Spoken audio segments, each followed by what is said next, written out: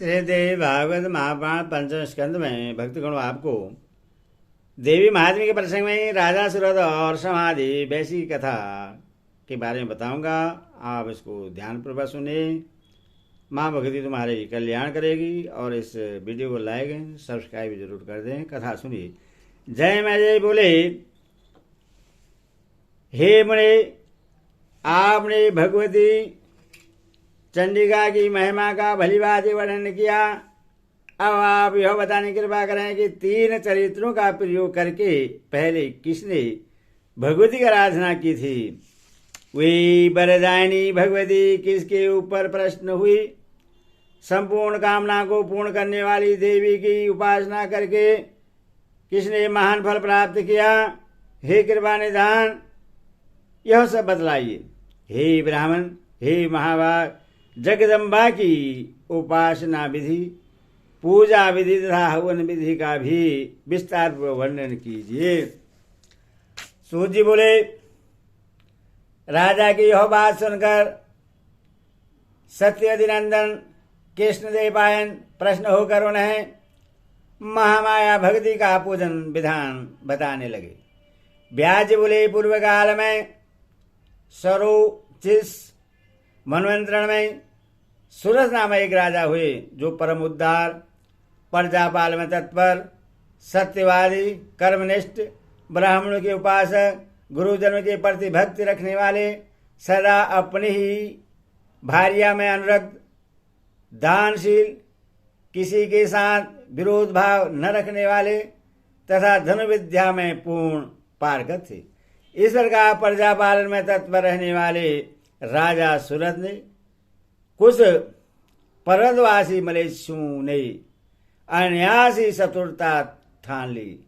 हाथी, घोड़े, रथ तथा पैदल सैनिकों से सुसज्जित चतुरंगी सेना लेकर अभिमान में चूर हुए कुला विध्वंसी सुरथ की राज्य पर अधिकार करने की लालसा से वहां आ पहुंचे। सुरथ भी अपनी सेना लेकर सामने डट गए। उन महामहिंकर मलेच्छु के साथ राजा सुरथ का भीषण युद्ध होने लगा। यद्यपि मलेच्छुओं की सेना बहुत थोड़ी थी तथा राजा की सेना अत्यंत विशाल थी, फिर भी देव योग से उन्होंने राजा सुरथ को युद्ध में जीत लिया। इस प्रकार उनके पराजित हुए राजा सुरथ हताश होकर अपने दुर्ग वेष्टित सुरक्षित नगर में आ गए। तदपश्चात प्रतिभा संपन्न तथा नीति विशारद राजा सुरथ अपने मंत्रियों को शत्रु पक्ष के अधीन देकर अत्यंत खिन्न मनसक होकर विचार करने लगे कि मैं खाई तथा किले से सुरक्षित किसी बड़े स्थान पर रहकर समय की प्रतीक्षा करूं, अथवा मेरे लिए युद्ध करना उचित तो होगा। मेरे मंत्री शत्रु के वशीभूत हो गए हैं, इसीलिए वे अब परामर्श करने योग्य नहीं रह गए हैं। तो अब मैं क्या करूं। वे राजा सुरथ पुनः मन ही मन विचार करने लगे।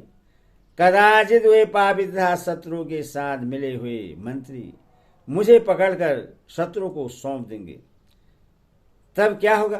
पाप बुद्धि पुरुषों पर कभी भी विश्वास नहीं करना चाहिए, क्योंकि जो मनुष्य लोभ के वशीभूत होते हैं वे क्या क्या नहीं कर बैठते। लोभपरायण मनुष्य अपने भाई, पिता, मित्र, सुहृदय, बंधु बांधव, पूज्य गुरु तथा ब्राह्मण से भी सदा द्वेष करता है। अतः इस समय शत्रु पक्ष के आश्रय को प्राप्त अत्यंत पापरायण अपने मंत्री समुदाय पर मुझे बिल्कुल विश्वास नहीं करना चाहिए। इस प्रकार अपने मन में भली भांति विचार करके अत्यंत दुखी चित्त राजा सुरथ घोड़े पर आरूढ़ होकर अकेले ही उस नगर से निकल पड़े। वे बिना किसी सहायक को साथ लिए ही नगर से बाहर निकलकर एक घने जंगल में चले गए। प्रतिभा संपन्न राजा सुरथ सोचने लगे कि अब मुझे कहाँ चलना चाहिए। तपस्या सुमेधा का पवित्र आश्रम यहाँ से मात्र 3 योजन की दूरी पर है। यह जानकर राजा सुरत वहां चले गए। बहुत प्रकार के वृक्षों से युक्त नदी के तट पर विराजमान, बैल भाव से रहित होकर विचरण करने वाले पशुओं से संवित, कोयले की मधुर ध्वनि से मंडित, अध्ययनरत शिष्यों के स्वर में निदादित सैकड़ों मृग समूह से घिरे हुए, भली भांति पके हुए, निवारान्न से परिपूर्ण, सुंदर फल मूल से लदे हुए, पादपों से शोभित, होम के सुगंधित धूम से प्राणियों को सदा आनंदित करने वाले, निरंतर वेद ध्वनि से परिव्याप्त तथा स्वर्ग से भी मनोहर उस आश्रम को देखकर वे राजा अत्यंत आनंदित हुए और उन्होंने भय त्याग कर मुनि के आश्रम में विश्राम करने का निश्चय कर लिया। तत्पश्चात अपने घोड़े को एक वृक्ष में बांधकर उन्होंने विनम्रतापूर्वक आश्रम में प्रवेश किया। वहां उन्होंने देखा कि मुनि एक साल वृक्ष की छाया में मृग चरम के आसन पर बैठे हुए हैं।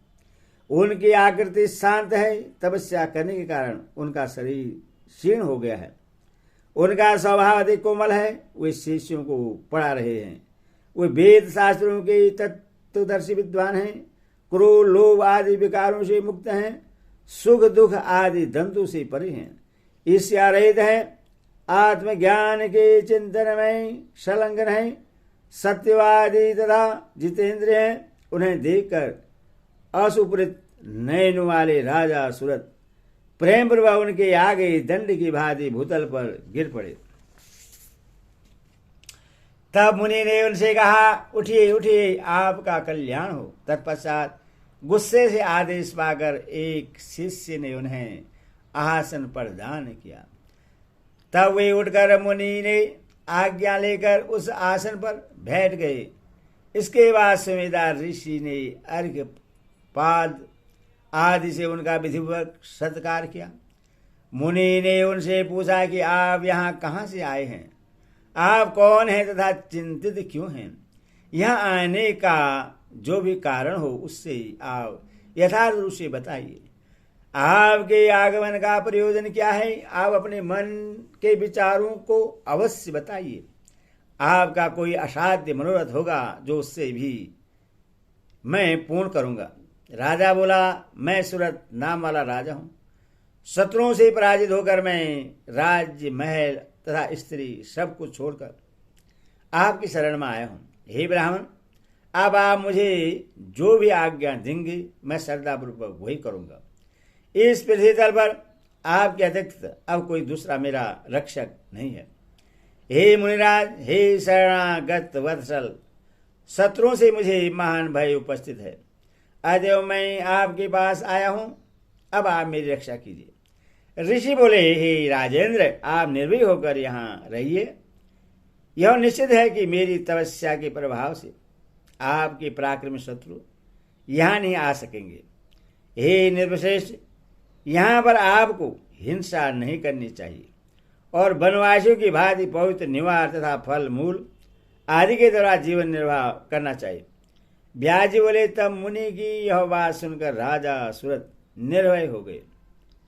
अब वे फल मूल का आहार करते हुए पवित्रता के साथ उस आश्रम में रहने लगे।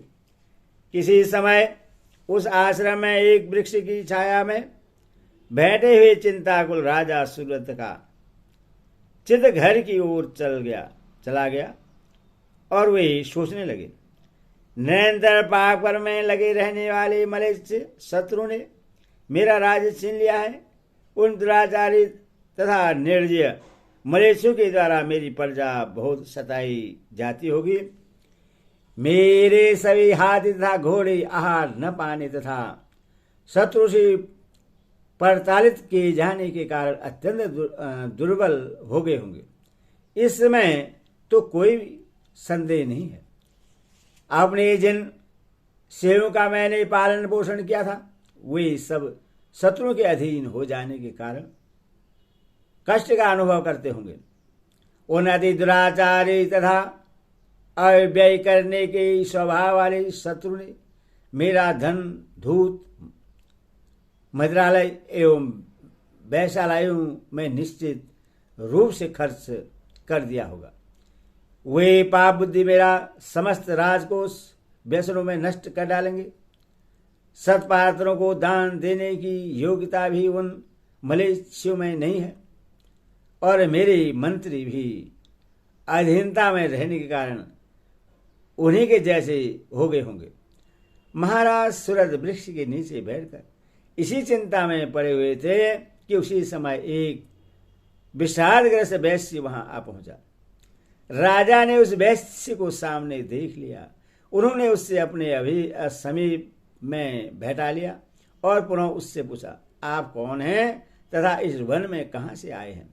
आप कौन हैं? आप उदास क्यों हैं?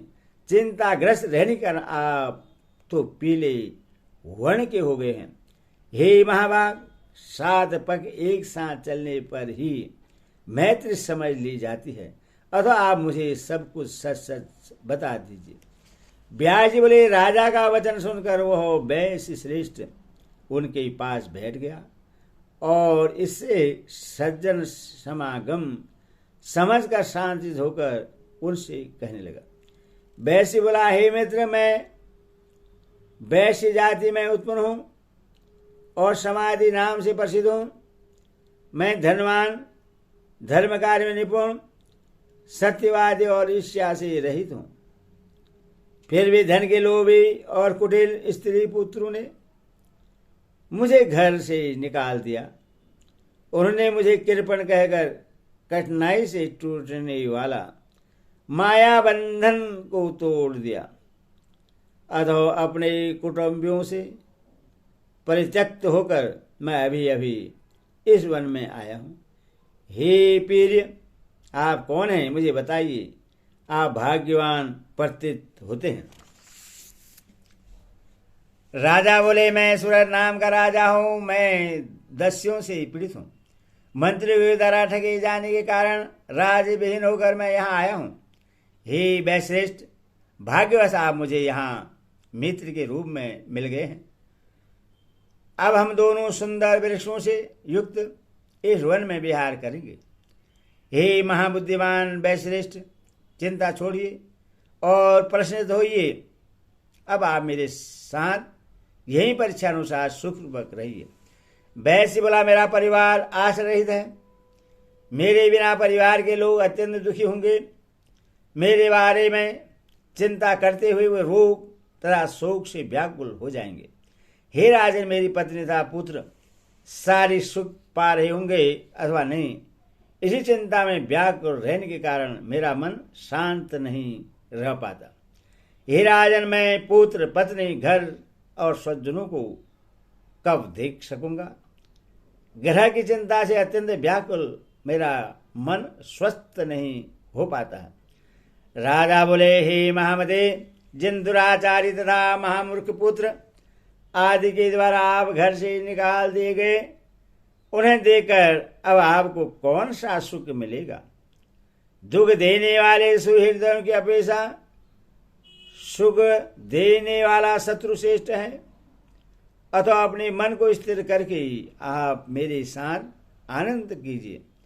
वैश्य बोला, हे राजन, दुर्जनों के द्वारा भी अत्यंत कठिनता से त्यागे जाने वाले कुटुंब की चिंता से अत्यंत दुखित मेरा मन इस समय स्थिर नहीं हो पा रहा है। राजा बोले, राजलक्ष्मी, चिंता मेरे मन को भी दुखी करती रहती है। अतः अब हम दोनों शांत प्रकृति वाले मुनि से शोक के नाश की औषधि पूछें। ब्याज बोले, ऐसा विचार करके राजा और वैश्य दोनों ही अत्यंत विनम्र होकर शोक का कारण पूछने के लिए मुनि के पास गए। वहां जाकर राजा सूरज आसन लगाकर शांत बैठे हुए मुनिश्रेष्ठ को प्रणाम करके स्वयं भी सम्यक रूप से आसन पर बैठकर शांतिपूर्वक उनसे कहने लगे। इति श्रीम देवी भागवत महापुराण षष्ठादशसहितानां पंचस्कंधे सूरज राज समाधि वैश्यो मुनि समीपे गमन्नाम त्रात्रेषु अध्यायो हरि ओम दर्शन हरि ओम।